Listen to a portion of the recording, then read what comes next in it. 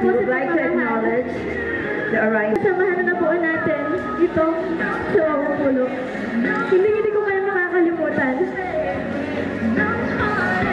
Our friendship will last a lifetime. Walang magbabago at ipagpapatuloy natin ang ating magandang barkadahan hanggang sa uli. I am happy although my life will contain sadness and heartbreak. It will also hold joy, love and success. And I know my classmates will too. So don't look back and regret, my friends. Look forward and smile.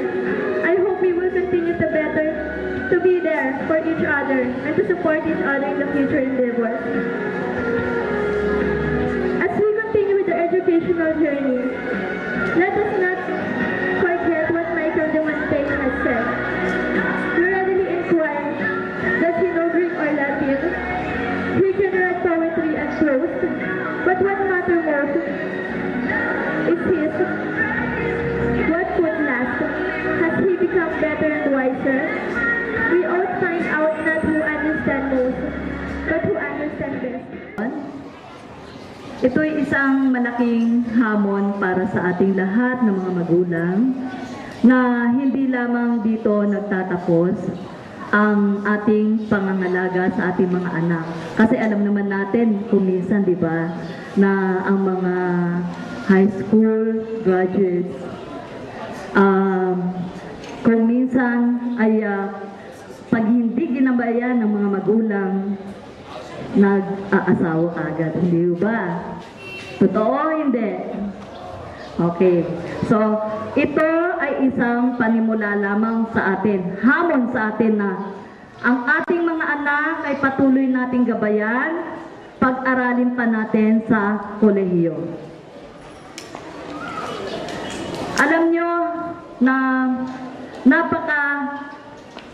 higpit ko, hindi ba mga magulang, pero ang lahat ng iyon ay ginagawa ko para talagang madisiplina ang ating mga anak.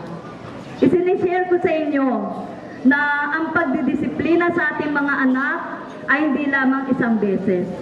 Kung maaari ay araw-arawin natin silang paalalahanan at i-mold natin sa kanilang katauhan ang pagiging isang ganap na mabuting anak na mayroong pagmamahal sa kapwa at mayroong takot sa ating Panginoong Diyos.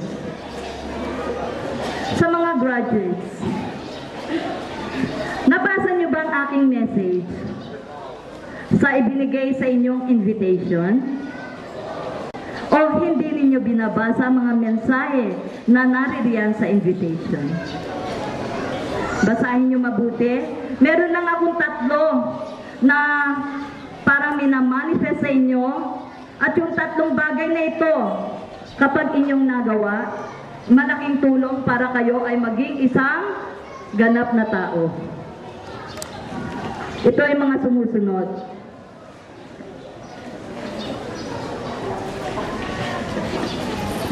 Pasensya na ho, hindi ako makabasa ng walang salamin.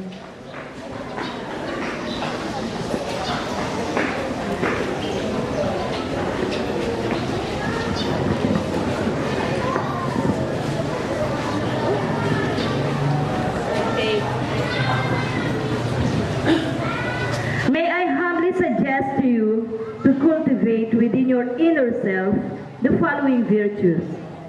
First, trust God with all your heart, mind, body, and soul. Second, instill in your mind confidence and self-discipline.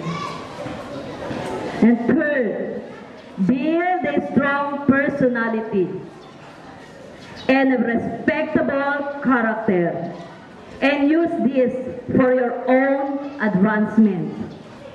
Why did I say this? Alam nyo, galing ako sa isang napakamahirap na pamilya. Mahirap pa. Sasabihin na nating mahirap pa sa dagat.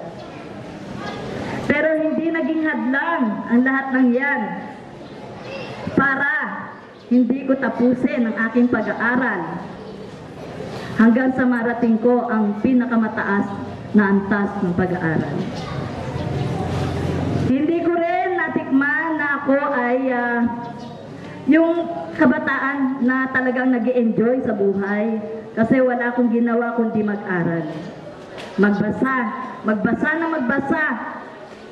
At lahat ng aking napapanood sa telebisyon, napapakinggan sa radyo, kinukuha ko ang mabuti at itinatapon ang masama. Hindi ko ibinibigay sa aking puso o inilalagay sa aking isipan at sa aking puso ang galit at hinanakit sa mundo. Sapagkat nabubuhay tayo dito para gampanan ang ating tungkulin bilang isa sa anak ng ating Panginoong Diyos. Tutulungan niya tayo. I believe na malalampasan nyo kayong mga kabataan ang hirap na dinadanas ninyo sa ngayon. Basta lagi kayong magdadasal at hihingi ng awa sa Kanya. Ako rin ay nagpapasensya sa inyo kung hindi ko man naibigay ang lahat.